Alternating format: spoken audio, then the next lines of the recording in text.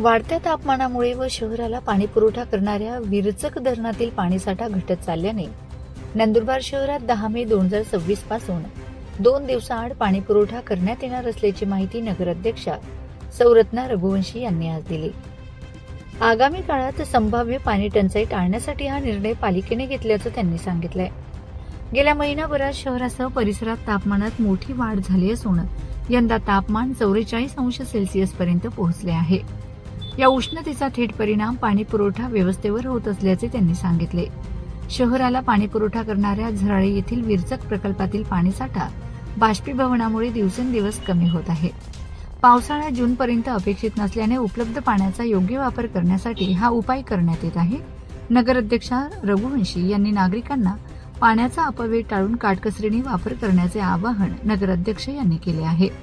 यासोबतच उपनगराध्यक्ष प्रतिमेश चौधरी, मुख्य अधिकारी राहुल वाघ आणि पाणीपुरवठा सभापती कैलास पाटील यांनीही नागरिकांनी पालिकेला सहकार्य करावे असे आवाहन केले आहे। पाणीपुरवठा हे धरणांमधून सोडवण्यात येत आहे, म्हणून तो पिवळसर पाणी येतं। काही तक्रारी तर त्याच्यावरती उपाययोजना पण सुरू आहेत आणि आम्ही 10 तारखेपासून 2 दिवसाआड पाणी पुरवठा करणार आहे। कारण की उन्हाळ्याचा पाहता धरणात पाणी पुरवठा बाष्पीभवनामुळे कमी होत चालला आहे, जेणेकरून आपल्याला जूनपर्यंत पाऊस काही पडत नाही। जूनच्या एंडपर्यंत आपल्या नंदुरबारात पाहिजे तेवढा पाऊस येत नाही। जुलै ऑगस्टमध्येच पावसाचं प्रमाण हे थोडंफार प्रमाणात सुरू होतं।